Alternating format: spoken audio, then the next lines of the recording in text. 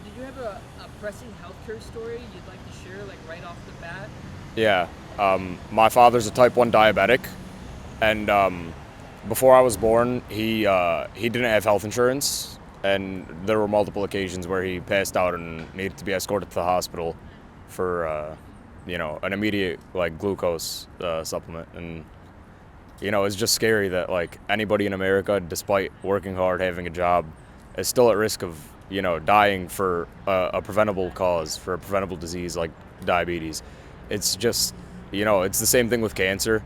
The way chemotherapy is expensive, and there's efforts that could be made to cure cancer entirely for sure, but as a means of continuing to treat it because it's more profitable, it's just easier for large companies to continue to charge unbelievable prices for treatment. And if you don't have healthcare in this country, it's a death sentence. The fact that someone has to fundraise for life-saving treatment is unbelievable in the richest country in the world. Like, it's just crazy. Like, if you look at, I don't know how accurate this is, but in Dubai, in the UAE, they have like better cancer treatment where it's only available for the rich. It's the UAE, where they could pinpoint you like what type of specific cancer you have and test it against a bunch of different types of chemotherapy, and it's only available for like the richest of the rich. So cancer is entirely like nearly curable. It's anybody with health insurance has a better chance like of living than dying, and it's just it's entirely wrong that in a country where we have so much money, we have so much, like if you just look around at like just take a look at the city, how much these people who own these buildings have, and they can't give even a little. Like the company Eli Lilly, they have the patent on insulin, and you can't even produce cheap insulin despite it costing cents to make. They'll charge you $80 a vial. That's life-saving. It's just entirely wrong. The people at the top, they lobby the government. There's really, until something drastic changes, until there's revolution, nothing's gonna change. Fight for it. That's all I gotta say. If you really believe that much, fight for it. Do something about it. Don't just sit by and post on Instagram. Really act. So before we begin, before participating, you should know that healthcare details are often things people would like to keep to themselves. Healthcare is a very personal topic. Sometimes, people might not want us to share their story, or we accidentally go too far in sharing our own stories. So that's something we want to keep in mind. I know sometimes when talking about this stuff, it's very emotional. We might share those details on accident. So at any point, tell me if you said something you didn't mean to say. Let's take back. We can delete it. There's no pressure to go again or anything. And at the end, I'll try to check in with you and be like, were you comfortable with everything you said? Okay. And Well, I grew up in not like a single mom household. Didn't have money for braces. Braces is not covered by general insurance. So as a kid, I wasn't able to get the needed health care that was required to fix my teeth, and due to that, I've had multiple issues with broken teeth, root canals, and other issues. Finally, as an adult, I had enough money saved up. I was able to get into the program for UIC.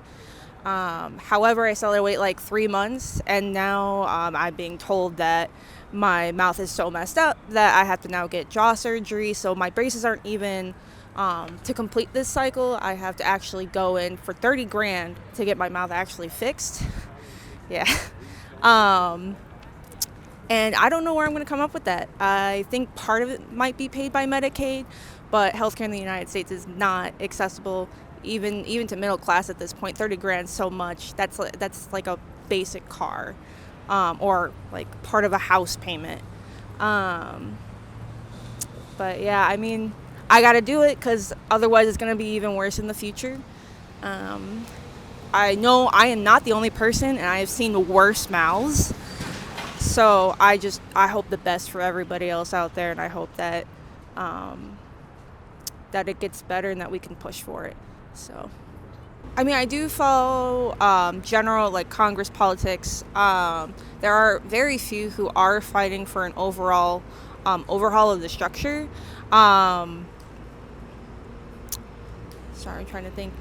Where it does give me hope because they're bringing to light the facts that it's large companies just draining people of money that they already don't have.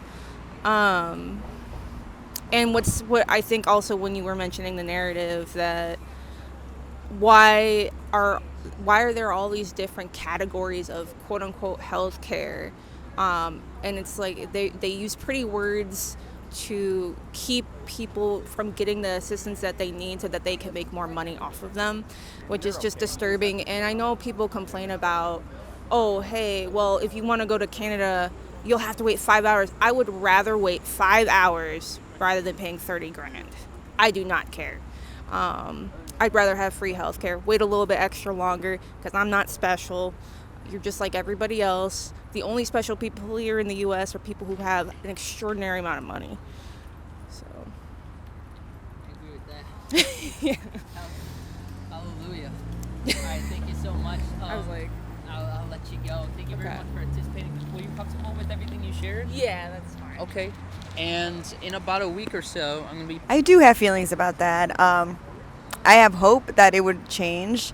From a professional standpoint, I've worked in the healthcare industry before. I've worked in mental health before, and I feel like I've collected a lot of those thoughts from patients who have been impacted by bills, who have been impacted by not being able to have access to quality providers or accessibility to locations that are close to them. You know, not everyone is fortunate to have like a vehicle, for example. So I have seen that there's a lot of drawbacks in healthcare itself. But, you know, you look at places like Europe and they have free healthcare, and then you look at us and you look at our bills for something that sometimes we don't have control over, you know, like an emergency, and then you get a $10,000 bill for an ambulance, and it just seems like it's structured in a way that is meant for failure for people. Yeah, I think part of it too is education-wise. You know, you want to be educated on what proper procedures are and what preemptive measures you can take for your health care. But then even if you are educated, when you don't have that, again, that access or the coverage for health care, it makes it hard to be able to like follow up on that education or the knowledge that you have now, you know. So you're still discouraged when you don't have that accessibility. And I feel like I've seen a lot of people impacted by that. Like for my mom, for example, she doesn't have health care, and her job doesn't provide any. So it's like she's kind of, she's out on a limb if she gets sick. It's like just home remedies, and that gets really challenging too because there's only so much that you can tackle on your own. And it's really hard to see people go through things like that, especially when it's a major concern and you don't even know that it's getting to that point yet until it's a little too late, right? So it is, it's unfortunate to see, I guess. I myself am losing my health care for 2 weeks when I turn 26. Yeah, It's my birthday. that's So scary. I have it a little close to home, and it's something I'm getting thrown in the water about, you know. Mm-hmm. I'm going to figure it out. Honestly, I've been so busy with school. I haven't even really looked into it. You know, needs that people need to function with their basic senses. Yeah, I completely agree with what you're saying just now. I was thinking about that as you were speaking. Basic senses, a basic human need. It's what we are, who we are, and we're getting charged insanely, or it's really challenging to maintain that basic human need, and to have that upkeep for your body, for your health, to have that longevity. So yeah, that was a really good point to make, is the basic human need that we have. It's our basic human right, and we're still having a hard time with it. I think my hope for advice would say, if you're someone in the providing field or someone who has that kind of power, is to not only lend a hand in making these changes in the community or with like the government, but bringing awareness to it, and then going out of your way and above and beyond to make sure that your patients and individual people in your community are taken care of. Because like you said, it's something that people don't talk about. So if no one talks about it, you're not going to know. So you doing this already is huge because you're bringing it to light, and that helps a lot, just a little bit, even yeah. Yeah, thank you. Yeah, I appreciate it. I'm going to be reflecting on this the rest of my day, so appreciate it. You know, if at any point you share something you didn't want to share, just let me know, delete your recording or whatnot, and I'll try to check up with you in the end, make sure you're comfortable with that. A few years ago, my mom had a stillborn, so like it was kind of like a miscarriage, and she was a teacher, so the school district expected her to go to work like a week after, and it was really hard for her because she would like have mental breakdowns at work because she works with kids. So imagine the pain seeing like all these little kids running around knowing that your son is never going to grow up to be like that. So she would come home like really depressed. She wouldn't do much at home, and then when she would go to work, she would have to put on like a fake face after like burying her son. So it was really upsetting because she couldn't take time off from work because they needed so many teachers at that certain point in time. And I just wish that like people would know more about it, because you don't think about, oh, all these people are losing children and they still have to go back to work and go on with their life like nothing ever happened, and you just expect them to do their 100%, you know? So it's really upsetting to know that especially the United States doesn't have a mandatory like time off for that for everyone, not just for certain jobs or anything, for certain people in certain tax incomes or like your division of wherever you live in your neighborhood. So I really just want people to be more open-minded next time you see someone and they look a little sad, because you never know what could be going on in their life. I think it really just depends on what state you live in and your governor and all those things, because so a lot of the people in certain states, they have more freedom, I feel like, especially here. And then if you go to another state, they don't really care that much about what's going on in your life, or they just expect you to go to work and do everything. So I mean, taxpayer money would be really helpful if you want to take that time off because you need it. So that way, if, for example, like my mom, if the school district doesn't want to pay her, they can get tax money from the neighborhoods that are in that district. But I do think that in a few years it could happen if people are just more understanding and willing to accept the change. Do you think like healthcare could get closer to people's living lives? Do you think it'd be a benefit?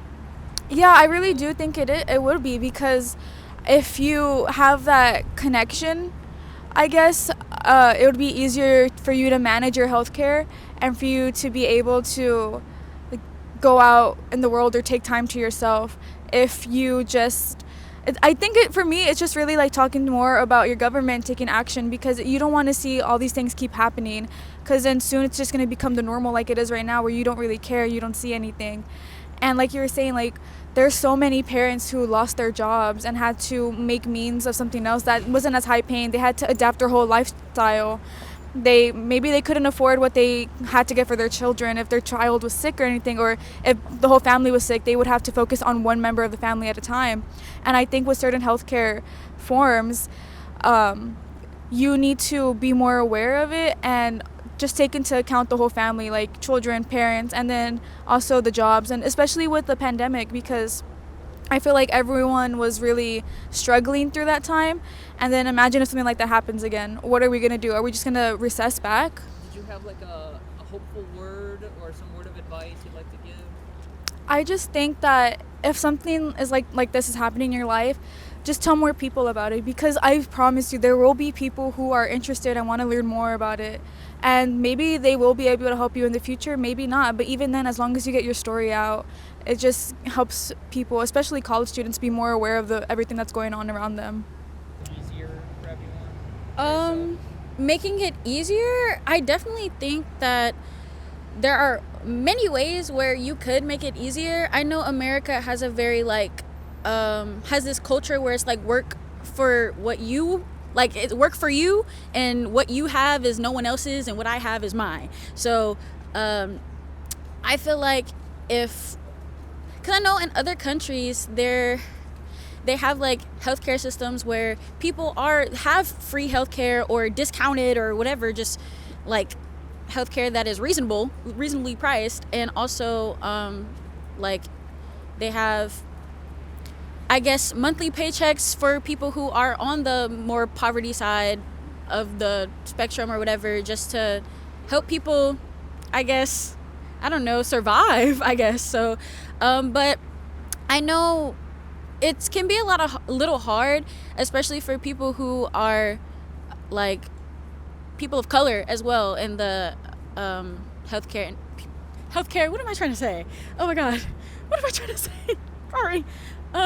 So I know I have sickle cell, and sickle cell is like a blood disorder where I know a lot of people of color mostly get this. So a lot of the times when people with sickle cell go to the hospital, most doctors are thinking like, oh, you just want narcotics for your pain or whatever, you're like a thug, or you just want money to sell these narcotics or whatever, you're not really in pain. So I know a lot of us kind of struggle with going to the doctor because of this. Most people stay at home and stay in pain because of it, and don't really get treatment for it. But I do feel that America, because of the working culture that we do have, it's kind of hard for everyone to kind of just like exist without having to like exist without having to worry about our next hospital visit, I guess. So yeah, I don't know.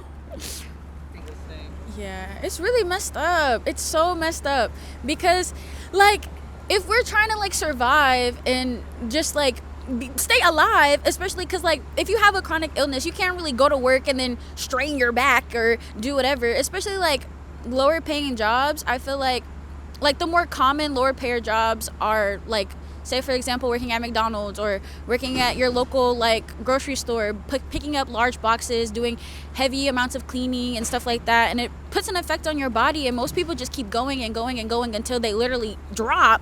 And then because people don't like want to go to the doctor, because the people who are working these minimum wage jobs are like can't even afford to eat a meal sometimes. Like I know because I'm in college now, I'm working a minimum wage job, and because I'm a full-time student, I can't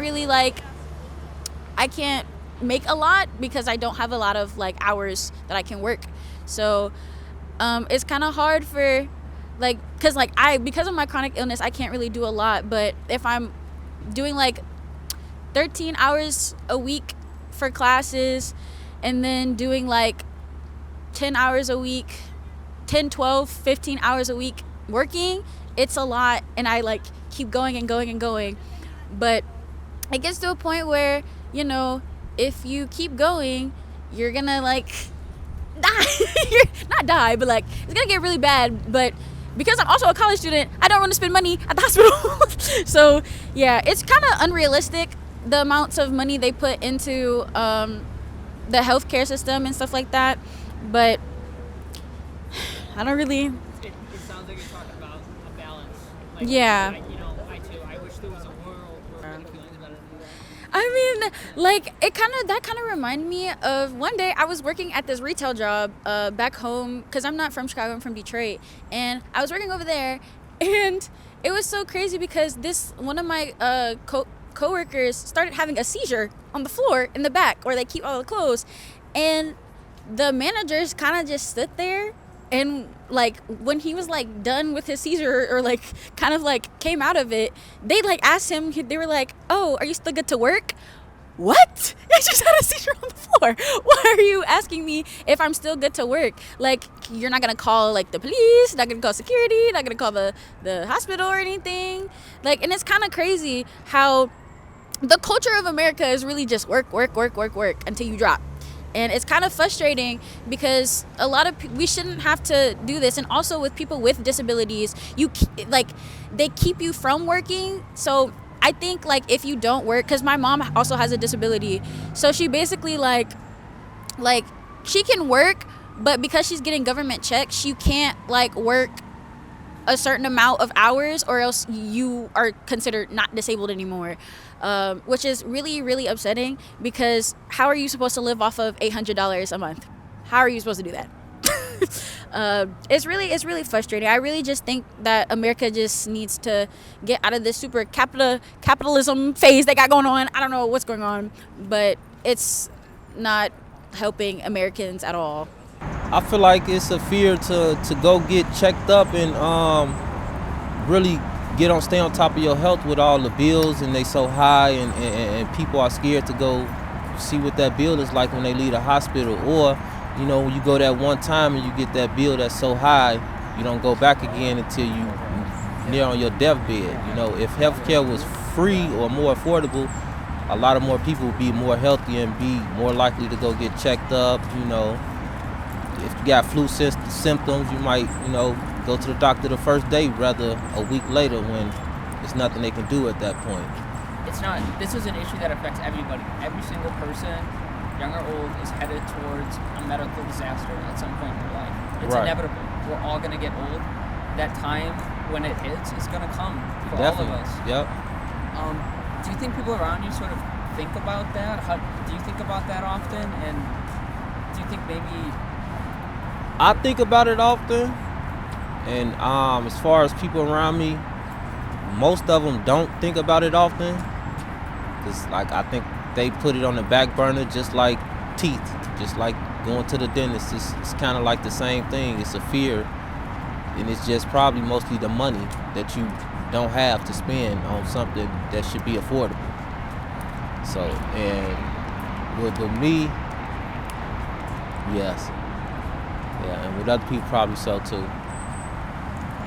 My advice would, if you feel like it's something that's, going on with you that's out of your control, just go get checked up. I mean, the bill is gonna be there. I wish it wasn't, but it will, and it is. And if they could do something to make it go away, I wish they could, but nobody should suffer because they don't have the money to get help or get coverage. So that would be my advice. Just go, regardless of what the situation is. It's a beautiful dream. Thank you very much. No problem. Well, I guess my mom was a nurse, an ER nurse for like 20 years, and then she worked in all these different positions. So I guess when she would take me or my sister in for like a physical or maybe like an ER visit, I didn't have to worry much because she had those benefits, I guess. And I don't know how it all works really, but I'm assuming that she does because she works in that field. And yeah, it was never really a worry about anything like that. I know my sister was in a horrible motorcycle accident 2 years ago, and she was like airlifted to Comer, and that was a pretty scary time and everything. And she's a trooper, let me say that. She had like internal bleeding from her liver and like all this other crazy stuff. I think she broke her collarbone, but she was very well taken care of. And I think another reason for that too is my aunt is a nurse at Comer. So it's, for me, healthcare, I guess, has benefited me very well. Yeah. Absolutely. I mean, if I was in a car accident or something and I can't get the money or the care that I need to help me, that would be horrible. And I don't want to, I mean, yeah, it's a very scary thing not being able to get the help that you need, and it's tough. Yeah. Well, I guess some hopeful words.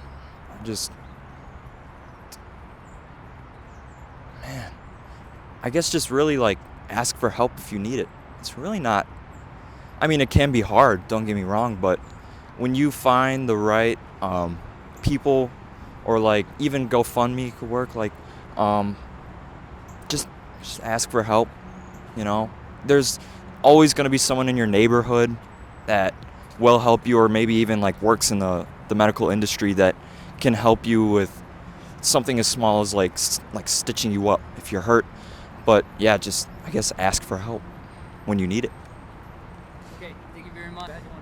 Yeah, back in like April, I got doored. I don't know if you know what that is. So I was on my bicycle in the bike lane, right? And then this lady just swung her door open, and like there was nothing I could have done. It like literally just happened instantaneously. I didn't even realize I got hit by the door until I was on the floor, and the cops didn't really help me.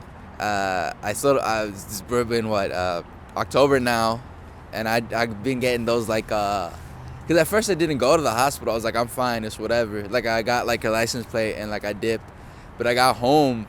And like I saw this big ass bump I had on my head, and I was like, oh fuck, I should probably go to the hospital.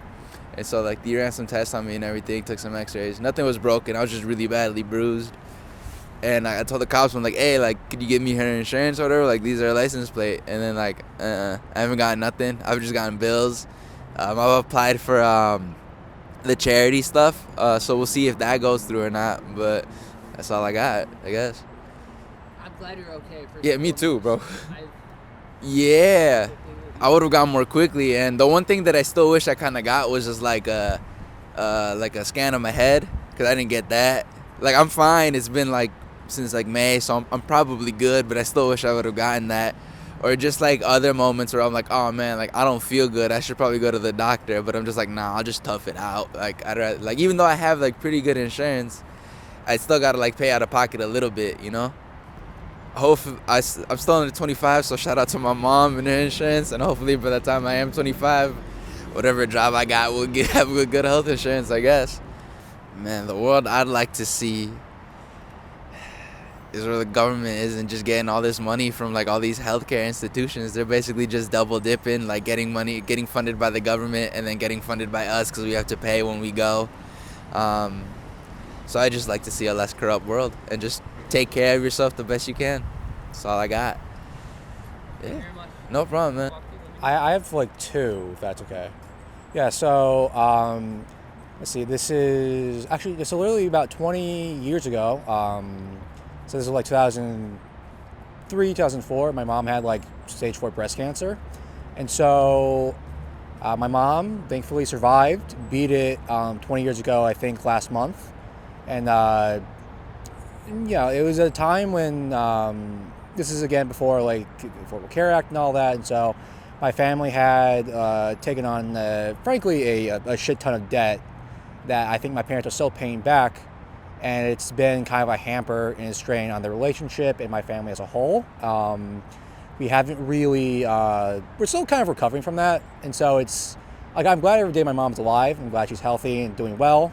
It's just that, like, the couple $1,000s, actually, I don't know the exact payments per month, but the amount of money they pay per month and are trying to pay back, and the fact that it's still kind of going on, and they've missed a few payments every now and then. And so it's been a general strain for the last several decades, at least 2 decades, I guess.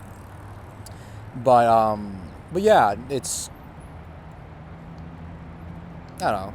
It's still a general shame for my mom to kind of like even mention it. Like every year, I try to shave my head for breast cancer awareness. I feel like, and solidarity and support for her, and glad she's alive and all that. But at least she's like, no, don't even bother. It's a shame. It's, she's very shameful that she had it, and it was like kind of like that weak about it. And I don't know. Maybe my mom's Chinese, so maybe it's a cultural thing for her. But like being in that amount of debt and having that week with cancer is just kind of like a shame, at least for her. And so like I don't know. And during that time, I think my parents didn't have insurance, and so it's just like, all of it came out of pocket and loans and borrowing or something like that. And all of it was just kind of a pain in the ass. And then the second story I think I want to tell is that like I was like, I think this was, I think not this past June, but the June before that, I was diagnosed with like ADHD. And so I'm a grad student. And so like I realized that my insurance doesn't in fact cover any of my medication. And so a monthly dose costs me about $300 a month for Vyvanse. And so, yeah, I haven't been on my medication. And with grad school, it's not really going too well. And so, like, I'm still in the process of interviewing for a job that, like, again, I didn't choose the UIC insurance because it's just not, I didn't think it was adequate versus what my mom did have in general. It's good insurance now that we have it, but it's different it's good for other things, but not for my medication. And so what happens is that like, I stuck with their insurance, but like I'm interviewing for a job right now that apparently as a doorman. And so like the insurance for that, and if I get that job, would mean that my medication, I think, as my uncle said, it would be like, because he has same job, same diagnosis, it would be like $20 a month. And I'm like, holy fucking shit. Like, now I can finally afford it and not have my medication be like literally half of my rent, or the total cost of my rent, which would be fucking phenomenal.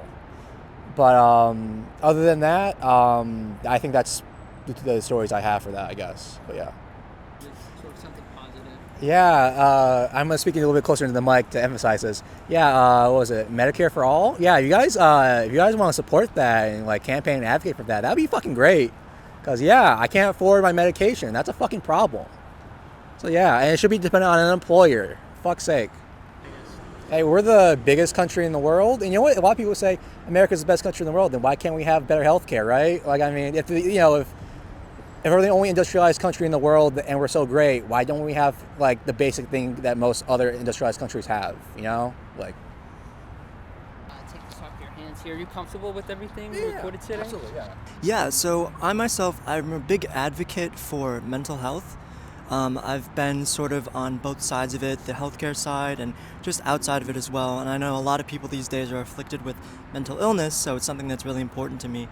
I feel like there's not a ton of support for mental health. I feel like a lot of people are just kind of left to the wings without any help.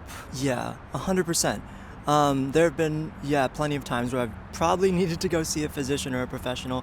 I've just chosen not to because of the price. I know I took a hospital ride once, got the bill, and it was $15,000 for an ambulance ride.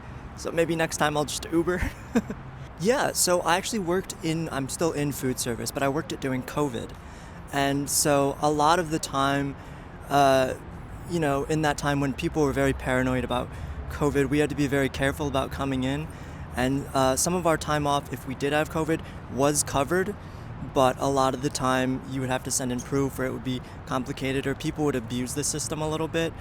And then more so with the cost of healthcare, things I understand that, like, specifically in our country, things are really expensive. EpiPens and very, like, inhalers, necessities for people who have afflictions aren't able to afford them sometimes. I just think that's something. Something interesting to me is that in school, we've never been taught how to navigate the healthcare system. When you need it, when you get off your parents' insurance, they kind of just throw you out there and like kind of figure it out kind of thing. So I am trans, and I'm also a graduate student here at UIC, so I'm under the campus care healthcare that isn't actually healthcare according to the American Affordable Care Act. It was grandfathered in, and I can tell you that it has been a rough experience. I've had allergic reactions to 4 different formulations of testosterone, which is really rough, and they're at the point where now I'm labeled as a potential risk for a lot of compounds that are preservatives and other medications.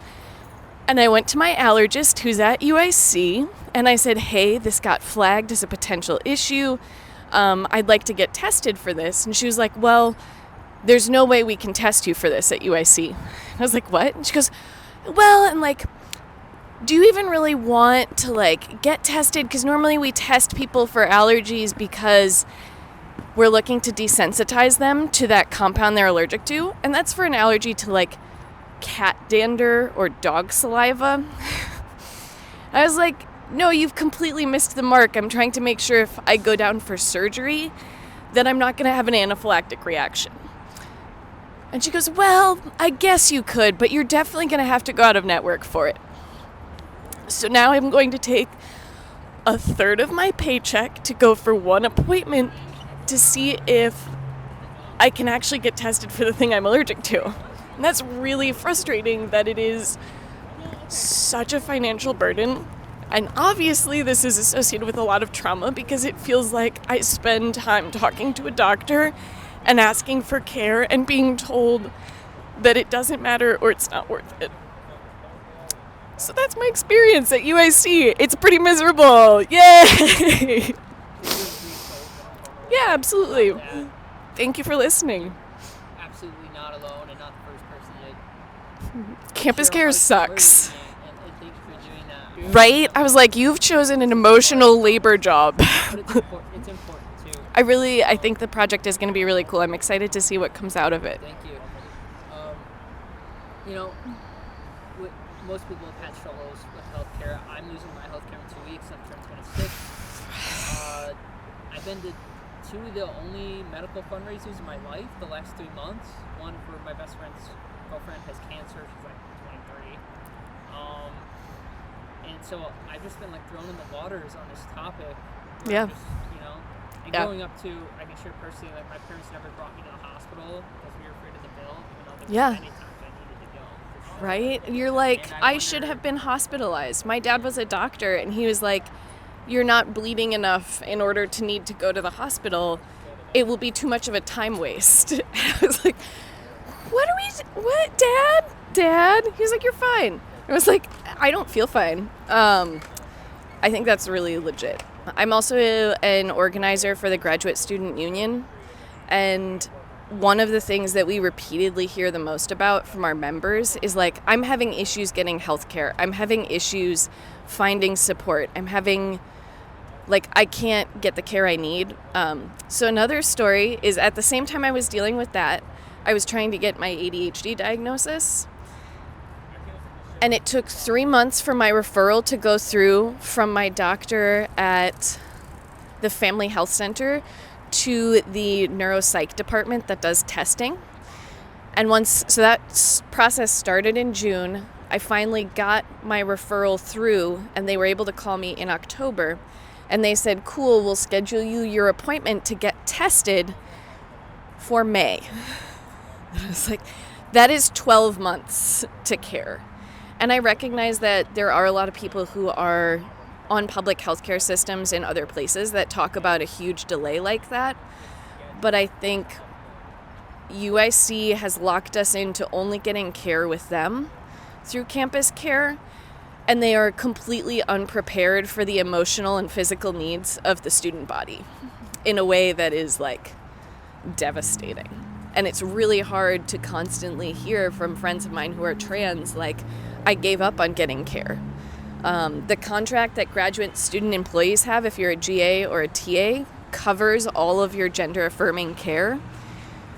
I know multiple people who have said the timeline and the level of hoops you have to jump through are too difficult to try and receive free health care here at UIC. So I think I do want publicly, like, taxpayer supported healthcare for everyone. I think it would be a huge relief for those of us who really struggle on a daily basis financially to not have to also do this.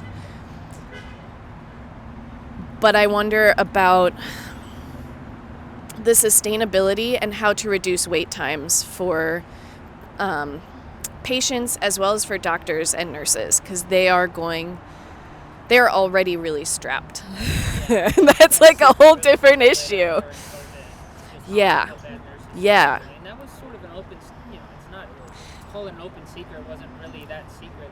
Wasn't secret. You'd be told that even just like, oh, I'm thinking of majoring. And Yeah. you'd be like, oh, did you know this? Like, are you sure? So those are some of the things that I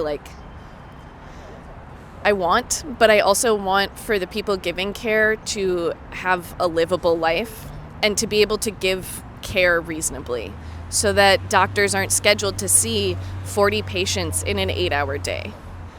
Yeah. Like that, no one is going to be happy about this. That's not why you went into medicine, and that's not why I came here today, was to have you look at a chart and write me off. It's such a tricky question. Like, yes, I want it. How do we do it? I'm glad to hear that you have hopes for the future. And I do. Still sort of a positive attitude that things can change. And unless you had like any other story feel like student pressing the need, then we can leave off on some advice or some kind of hopeful last words. I think I'm good for stories. I'm happy to give advice. Anytime a doctor refuses you care or doesn't agree with you, you can ask them to make that as a letter in your medical file that they have denied you treatment. And that goes with you, and then it's on the record that you've asked for something and didn't receive it. Keep your own patient records, especially if you start developing like a chronic illness situation. You need to have your own version of that. You need to keep the receipts for yourself, because a lot of times, especially if it's a chronic issue, you show up to a doctor's office and they give you the same thing that the last doctor tried to give you. And I don't want to say doubt your doctors, but like trust and verify is a horrible phrase that comes from like the military industrial complex. And at the same time, trust and verify. Yeah. And I think a thing that I'm trying to remember is, in general, all of us are trying to do the best we can at a given moment with where we're at. And sometimes it's not as great as we would want it to be. So for myself and for the people who are trying to give me care. Thank you very much for sharing. I didn't Absolutely. know that about medical files. I know Yeah.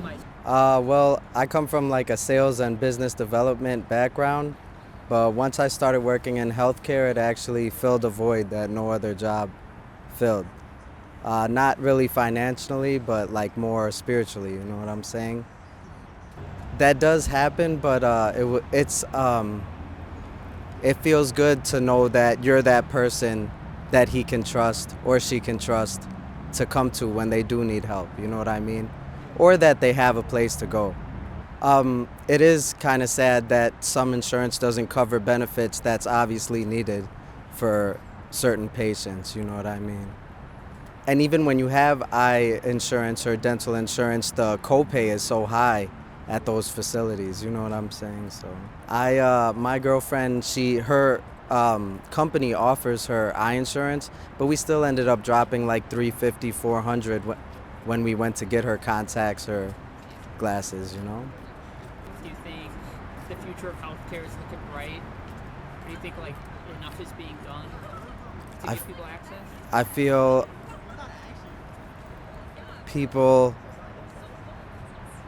insurance is a necessity, and I feel like it's not always affordable, so they do need to reform the healthcare structure especially for people who can't really afford it.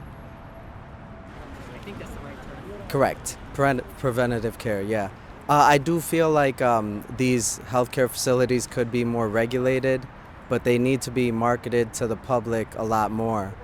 But that's what I would say Do you think about like that.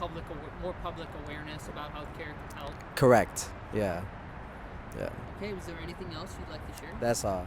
Awesome. Really, Thank you yeah. so much for coming back and stopping Yeah, by. no My name's Corey. I'm a art are you education. studying? I'm an art education student So here. what do you do? I'm gonna be an art teacher in about 2 years or so. Wow. And before we begin, All right. I have a little briefing to give you. Okay. Before participating, you should know that healthcare details are often things people would like to keep to themselves. And sometimes, sharing healthcare stories can have unintended, negative effects. It can affect maybe work, or maybe that's something you didn't want out in the public, and this is going to be a publicly viewed That's fine. piece of art. So just keep that in mind. If at any point you accidentally share something which you didn't or something, let me know, and we'll delete the video and Okay. go on our way. Well, thank you for telling me that. You're welcome. Yeah. Okay. So do I freestyle this, or you're gonna ask me something? Yeah, I feel like I've been pretty fortunate with my healthcare plans. Like both of my parents, they served in the Navy, and I've been grateful enough to be on TRICARE and stuff. But I mean, it still hasn't been like perfect. My mom, she had to give up her own Blue Cross plan so that she could afford my brother's. But at least I know, like, when if I were to ever get sick or injured, that like everything would be in the long run. I do remember there was like a case in which my grandma, she had like a violent outbreak, and trying to get her a home for her to be kept in so she could not hurt herself or others. That was a little bit hard because the cost was in place, and we were risking ourselves and her safety as well. So especially since taxpayers, they pay for that. I feel like if there was like a socialized healthcare, that would like provide more of like a sense of community cohesion, like we're all in this together. And I feel like that would boost like everybody's morale, I think, especially in times in which we're divided. I think it would help out like the poor, like basically everybody. Like no one should have an advantage on like, oh, I can see this doctor and you can't. Like I think everybody should be entitled to living like the fullest they could possibly can. You know, we're all human. You know. Yeah, even the basic necessities would be better than sort of what's in place now. Because like I shared that story about one of my friends who has cancer. You know, just the fact that even something like that that's also so ubiquitous to everyone's lives, the fact that we're not, you know, prepared together for all of us to face that hardship, but rather would just let the people who have cancer people can face that hardship. Yeah. But, you know, I know for me personally, I wish people had. I'm fine paying more taxes than people who have cancer get cancer treatment. Like, right. It's a no-brainer to me. I'm fine with that, you know, because I might have cancer one day. You know what I'm saying? Mm-hmm. I want that help. Yeah, I would want that too. I want to take care of people. I want people to take care of me. You know, you give and you get. So. Do you have any hopeful words or word of advice to someone who might be struggling or might feel like maybe they're not too affected by healthcare? I've gotten a lot of those responses. Say people are like, I don't have a healthcare story. I think you could think about each other, think about your family. You know, especially like your older relatives, if you have any. You know what they went through. I know it's challenging and like there's no like real one answer for it. But all I could say is like, you know, you also gotta know who you're voting for at the end of the day too. You know, a lot of policy, you know, goes into who we put, you know, into power. So that's all I could really say about that. I wish like it could be as easy as just like giving everybody everything, but it isn't. So yeah. Agreed. Thank you very much for your time today. All right. No, you didn't take my time. No, I didn't.